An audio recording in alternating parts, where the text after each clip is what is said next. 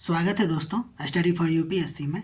हम लोग साइंस पढ़ रहे थे और साइंस में बायोलॉजी चल रहा था, जिसमें चैप्टर नंबर 2 कोशिका और उत्तक के बारे में पढ़ रहे थे। तो आज आगे देखते हैं, उससे जितना तक पढ़े थे उससे आगे। तो अभी हम लोग केंद्रक के बारे में देखेंगे। देखिए, केंद्रक के बारे में सबसे पहली बात तो याद रखिए कि इसको कंट्रोलर ऑफ द सेल कहते हैं, ठीक है ना। इसका खोज आपको रॉबर्ट ब्राउन ने किया था।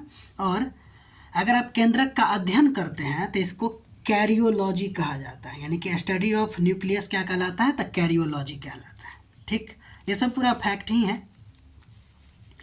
देखिए, केंद्रक की अगर संरचना की बात कीजिएगा तो उसके अंदर में, केंद्रक के अंदर में एक गोल संरचना होता है जिसको केंद्रिका कहते हैं। केंद्रक के अंदर में क्या होता है, एक गोल संरचना होती है जिसको हम लोग क्या कहते हैं, केंद्रिका कहते हैं, जिसका खोज फोंटाना ने किया था। इस बात को याद रखिएगा। और इस केंद्रिका का काम है आपको डीएनए और आरएनए का क्या करना, निर्माण करना। ठीक, ये बात समझ गए। तो केंद्रिका का काम क्या है, कि डीएनए और आरएनए जो होता है वो केंद्रक में होता है और इसका निर्माण केंद्रिका के द्वारा होता है। यानी कि समझ लीजिए कि अगर ये केंद्रक है तो केंद्रक के अंदर भी एक छोटा सा और केंद्रक है, ठीक है, जिसको केंद्रिका कहते हैं। और इसमें आपको डीएनए आरएनए जैसे आनुवांशिक पदार्थ होते हैं जिसका निर्माण यहीं पे होता है। अब देखिए, अगर आप देखिएगा कोशिका केंद्रक के अंदर तो आपको कुछ धागा नुमा संरचना मिलेगी जिसको हम लोग क्रोमैटिन धागा कहते हैं। क्या कहते हैं, क्रोमैटिन धागा। तो केंद्रक के अंदर जो आपको धागे नुमा संरचना होती है उसको हम लोग क्या कहते हैं, क्रोमैटिन धागा, जिसका खोज आपको फ्लेमिंग ने किया था। और ये जो क्रोमैटिन धागा है ना, उसका निर्माण आपको गुणसूत्र, डीएनए और आरएनए इत्यादि मटेरियल से होता है। ठीक, यानी यही समझिए कि क्रोमैटिन धागा जो है ना बाद में गुणसूत्र में बदलता है, क्रोमोसोम में बदलता है। ठीक है, तो यहाँ तक देख लिए, नोट बनाते चलिएगा आप लोग। अब हम लोग आगे देखते हैं गुणसूत्र के बारे में। देखिए, गुणसूत्र को इंग्लिश में क्रोमोसोम बोलते हैं या क्रोमोसोम बोलते हैं। ये जो होता है ना, वो सजीवों के गुण निर्धारण करता है। सजीवों में जो गुण का निर्धारण होता है वो क्रोमोसोम के द्वारा ही होता है। और यह जो क्रोमोसोम है वह संतानों में माता पिता से प्राप्त होता है, यानी कि यही आनुवांशिक पदार्थ है जो माता पिता से बच्चों में आता है। ठीक, अगर देखिएगा क्रोमोसोम सामान्यतः आपको जोड़ा में होता है। मनुष्य में अगर देखें तो 23 जोड़ा होता है, 46 जो मतलब कि संख्या में 46, जोड़े में 23, पेयर में। इस 23 जोड़े में या 46 में 50% लगभग 23 गुणसूत्र जो होता है वो माता से, और 50% जो 23 गुणसूत्र और होता है वो आपको पिता से आता है। कहने का मतलब 50% माता और पिता दोनों से गुणसूत्र आती है। ठीक, समझ गए। अब देखिए, इसके संरचना की बात करते हैं। इसकी संरचना में पहले तो ये स्ट्रक्चर आप लोग बना लीजिएगा। इस स्ट्रक्चर में जो ये अपर लेयर है ना, जो जाके ऐसे करके मुड़ जाता है और यहाँ, इसका मतलब है कि ये आनुवांशिक पदार्थों को बांधे रखता है, उसको टीलोमियर कहते हैं। ठीक, और ये जो आवरण है, ये जो आप देख रहे हैं, जैसे चना के ऊपर जो आवरण होता है उसी तरह ये भी एक आवरण है, उसको हम लोग पेलिकल कहते हैं। क्या कहते हैं, पेलिकल कहते हैं। और जहाँ पर ये आवरण एक दूसरे को कट मारता है, ठीक है ना, उसको हम लोग प्राथमिक संकीर्ण यानी कि सेंट्रोमियर कहते हैं। ठीक, इस बात को ध्यान रखिएगा। अब देखिए, इसके अंदर ही आपको आनुवांशिक पदार्थ होता है जिसमें डीएनए, आरएनए और प्रोटीन होता है। ठीक है ना, क्या होता है, डीएनए, आरएनए और प्रोटीन, ये जो आनुवांशिक पदार्थ होते हैं। इस आनुवांशिक पदार्थ में डीएनए जो होता है 40% होता है, आरएनए जो होता है 1.5% होता है, बाकी आपको प्रोटीन होता है। प्रोटीन में एक होता है हिस्टोन प्रोटीन जो कि 50% होता है, और ये जो होता है नॉन हिस्टोन यानी कि 8.5% होता है। तो इसके आनुवांशिक पदार्थ में आप देख लिए कि टोटल 100% हो गया। इसकी संरचना को भी आप देख लिए। देखिए, गुणसूत्र के बारे में जो खोज किया था वो वाल्डेयर ने किया था। जब आप इसको प्रयोगशाला में देखिएगा या पढ़िएगा तो वहाँ पे गुणसूत्र का एक मॉडल होता है, ठीक है ना, जो बनाया गया होता है। उस मॉडल को ईडियोग्राम कहते हैं। तो ईडियोग्राम टर्म किससे रिलेटेड है, तो गुणसूत्र से रिलेटेड है। गुणसूत्र का निर्माण आपको किससे होता है भाई, तो डीएनए से होता है, आरएनए से होता है और हिस्टोन प्रोटीन। देखिए इसमें अनुवांशिक पदार्थ क्या क्या होता है, डीएनए होता है 40%, आरएनए होता है 1.5% और हिस्टोन लगभग 50% होता है। नॉन हिस्टोन प्रोटीन भी होता है जो कि आपको 8.5% होता है। तो इसका निर्माण इसी से होता है। देखिए गुणसूत्र तो जोड़ा में होता है, तो जो जोड़े वाला गुणसूत्र होता है उसको डिप्लॉइड कहते हैं, और जो आधे गुणसूत्र होते हैं उसको हम लोग क्या कहते हैं, हैप्लॉइड। यानी कि देखिए जो सेक्स सेल होता है वो पिता का 23 होना चाहिए, जोड़ा में 46। अब जोड़ा में है तो उसको हम लोग क्या बोलेंगे, डिप्लॉइड। लेकिन जो हैप्लॉइड होता है वो माता का और पिता का, जो एक शुक्राणु और अंडाणु होता है उसमें आपको 23 और 23 माता वाला, ठीक है, ये दोनों क्या हो जाएगा, आधे गुणसूत्र होंगे, इसको हम लोग हैप्लॉइड कहेंगे। तो हैप्लॉइड कौन सा हो जाएगा, सेक्स सेल जो होगा वो हैप्लॉइड होता है, और जो बाकी सोमैटिक सेल होता है वो डिप्लॉइड होता है। ठीक है, इस बात को ध्यान रखिएगा। और देखिए गुणसूत्र में अगर आप देखेगा तो मेनली ये दो प्रकार का होता है, एक अलैंगिक गुणसूत्र जिसको नॉन सेक्सुअल क्रोमोजोम कहते हैं, और एक होता है आपको लैंगिक गुणसूत्र जिसको हम लोग सेक्सुअल क्रोमोजोम कहते हैं। देखिए जब आप पढ़िएगा कहीं और भी तो वहाँ पे आपको लिखा होगा ऑटोसोम एंड सेक्सोम, तो वो लगभग वही बातें हैं जिसको हमने अलैंगिक गुणसूत्र कहा है या नॉन सेक्सुअल क्रोमोजोम कहा है, उसी को आप ऑटोसोम भी कह सकते हैं। ठीक है ना, और यह अलैंगिक गुणों का निर्धारण करता है। ठीक है, मतलब रक्त समूह का निर्धारण, लंबाई का निर्धारण, त्वचा के कलर का निर्धारण, बाल, हृदय, वृक्क, गुर्दा इत्यादि के निर्माण इत्यादि में ये हेल्प करता है। मनुष्य में जो 1 से लेके 22 तक का जो जोड़ा होता है वो इसी गुणसूत्र में आता है, जिसको हम लोग क्या कहते हैं, ऑटोसोम कहते हैं, या नहीं तो अलैंगिक गुणसूत्र, नॉन सेक्सुअल क्रोमोजोम कहते हैं। जबकि सेक्स सेल जो होता है जिसको लैंगिक गुणसूत्र कहते हैं वो 2 प्रकार के होते हैं। जो 23वां नंबर वाला जोड़ा होता है वो 2 प्रकार का होता है, या तो एक्स क्रोमोजोम होता है नहीं तो वाई क्रोमोजोम होता है। ठीक, एक्स क्रोमोजोम जो होता है आपको वो स्त्री गुण का निर्धारण करता है, और वाई गुणसूत्र जो होता है आपको नर गुणों का निर्धारण करता है। ठीक, जब ये दोनों मिलता है तो डिपेंड करता है कि क्या मिल रहा है, तो उसके आधार पर आपको क्या होता है कि स्त्री और पुरुष यानी कि लड़का या लड़की का निर्धारण होता है। ठीक, गुणसूत्र का अगर विन्यास देखिएगा, ये पूछा जा सकता है कि विन्यास जो होता है वो क्या होता है, तो महिला में 44 + XX होता है और पुरुष में 44 + XY होता है। यानी कि लिंग का जो निर्धारण होता है ना, उसमें ज़्यादा भूमिका आपको Y गुणसूत्र का होता है। अगर Y गुणसूत्र मिलेगा तो आपको लड़का होगा और X गुणसूत्र मिलेगा तो लड़की होगी। इसके बारे में अभी हम लोग पढ़ेंगे, लिंग का निर्धारण जो है आगे पढ़ेंगे। ठीक, तो ये गुणसूत्र आप देख लिए। गुणसूत्र में आप देखें कि अनुवांशिक पदार्थ होते हैं। ठीक है, ये जो अनुवांशिक पदार्थ होते हैं वो आपको न्यूक्लिक अम्ल का बना होता है, जो डीएनए होता है और आरएनए होता है। ठीक, तो अनुवांशिक पदार्थ में डीएनए और आरएनए और हिस्टोन प्रोटीन होता है। तो हिस्टोन प्रोटीन तो हो गया कि वो प्रोटीन होता है, बाकी डीएनए और आरएनए जो होता है वो न्यूक्लिक अम्ल कहलाता है। ठीक है,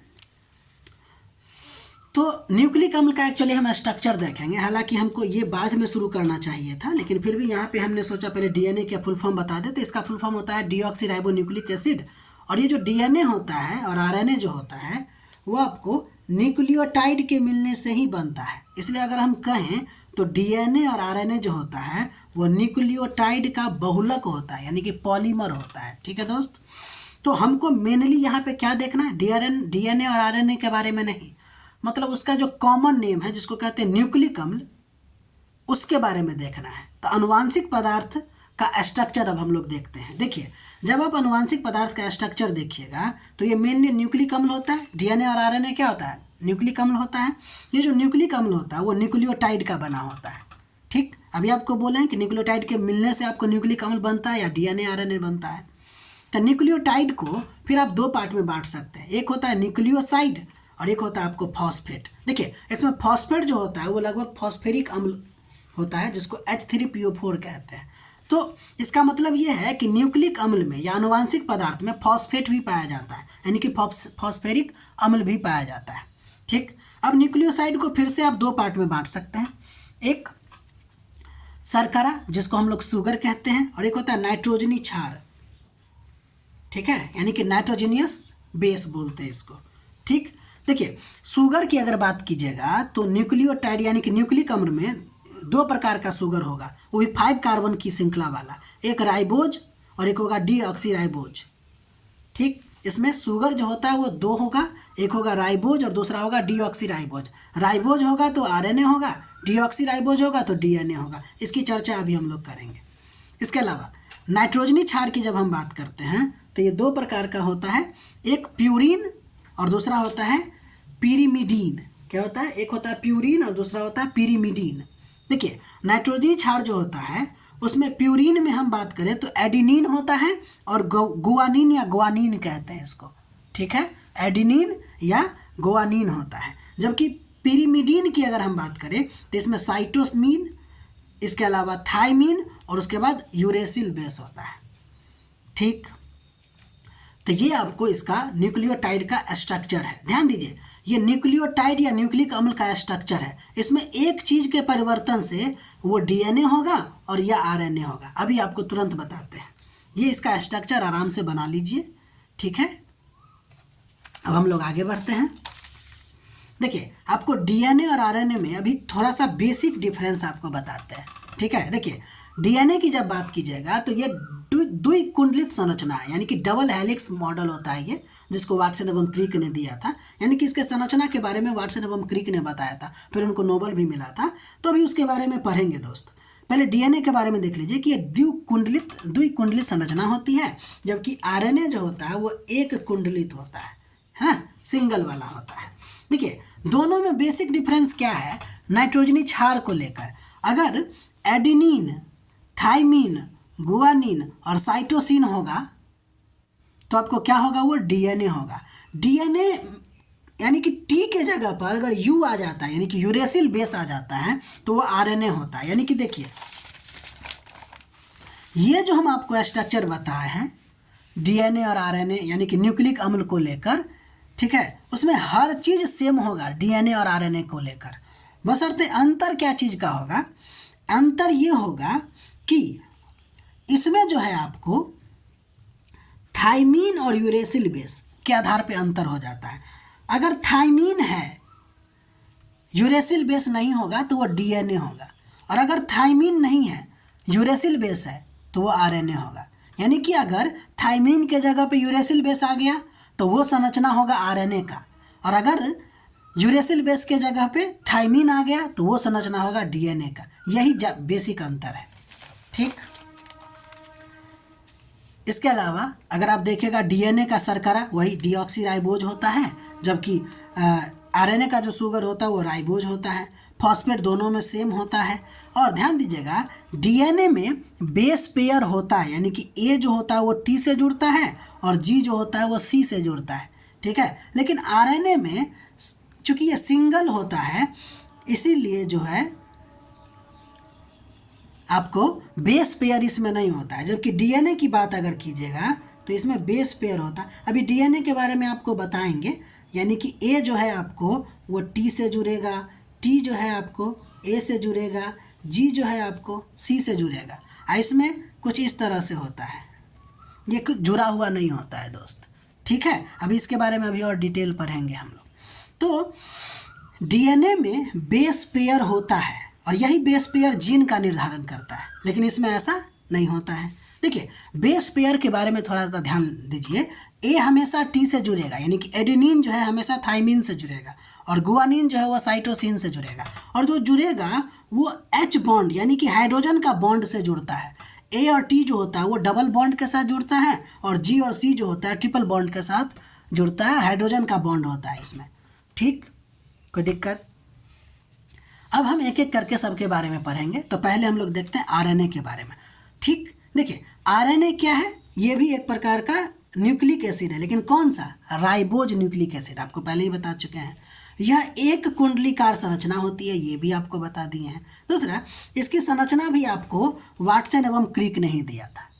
ठीक, ध्यान दीजिए, ये बात बहुत इंपॉर्टेंट है कि आरएनए जो होता है वो मेनली विषाणु में पाया जाता है मुख्य रूप से। ऐसा नहीं कि डीएनए नहीं होगा, अभी बताएंगे जब विषाणु के प्रकार बताएंगे ना तो उस समय आपको बताया जाएगा। यह मुख्य रूप से आपको विषाणु में पाया जाने वाला, यानी कि विषाणुओं का जो आनुवांशिक पदार्थ होता है वो क्या होता है? मुख्यतः आरएनए होता है। इसके अलावा आरएनए आपको उच्च प्रजातियों में, यानी कि जो यूकैरियोटिक जीव होते हैं उसमें भी अल्प मात्रा में आपको बता दिए हैं 1.5% के आसपास पाया जाता है। ये बात बहुत इंपॉर्टेंट है दोस्त, इस बात को ध्यान रखिएगा कि मुख्यतः विषाणुओं में पाया जाता है। ठीक, उसके बाद देखिए आरएनए जो होता है मेनली 3 प्रकार का होता है। एक होता है संदेशवाहक आरएनए जिसको मैसेंजर आरएनए शॉर्ट में एमआरएनए कहते हैं। ठीक, या जीन अथवा डीएनए में जो छुपा हुआ कूट संदेश होता है, ठीक है ना, उसको क्या करता है अपने पास रखता है, यानी कि डीएनए का सूचना को अपने पास रख के फिर दूसरे का मतलब फिर क्या करता है राइबोसोम के पास इसको भेज देता है। किसके माध्यम से? तो टीआरएनए के माध्यम से। अभी इसके बारे में पढ़ेंगे ही। तो देखिए राइबोसोमल आरएनए, दूसरा नंबर क्या होता है? राइबोसोमल आरएनए, यानी कि आरआरएनए कहते हैं। यह राइबोसोम का निर्माण करता है या प्रोटीन का निर्माण करता है। राइबोसोम का पता है ना, राइबोसोम क्या करता है? प्रोटीन का निर्माण करता है। इसके अलावा स्थानांतरण आरएनए, ये क्या करता है? इसको ट्रांसफर आरएनए या टीआरएनए कहते हैं। या प्रोटीन निर्माण के लिए अमीनो अम्ल का संवहन करता है। मतलब सिंपल समझिए कि प्रोटीन निर्माण के लिए निर्देश कौन देगा? बार बार कह रहे हैं हम ना, मतलब कि निर्देश देने का काम आपको डीएनए करता है। तो डीएनए ना निर्देश देगा प्रोटीन बनाने का।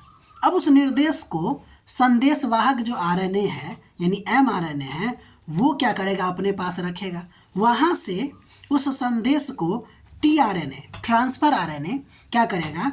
उस संदेश को बनाने के लिए यानी कि उस प्रोटीन को बनाने के लिए जो अमीनो अम्ल होगा उसको लेके राइबोसोमल आरएनए के पास भेज देता है और फिर राइबोसोमल आरएनए जो है वो प्रोटीन का निर्माण कर देता है। यानी कि पहले संदेश गया, पहले जो डीएनए का सूचना है वो कहाँ गया? मैसेंजर आरएनए में। फिर वहाँ से आपको ट्रांसफर आरएनए के माध्यम से फिर कहाँ चला जाता है? आरआरएनए में, और फिर यहाँ पे वो बन जाता है प्रोटीन। अभी आगे इसके बारे में और भी पढ़ेंगे। बाकी आज के लिए इतना ही। अगर हमारा प्रयास आपको अच्छा लग रहा है तो लाइक कीजिए, शेयर कीजिए, सब्सक्राइब कीजिए और अपना पढ़ाई करते रहिए। मिलते हैं अगले वीडियो में।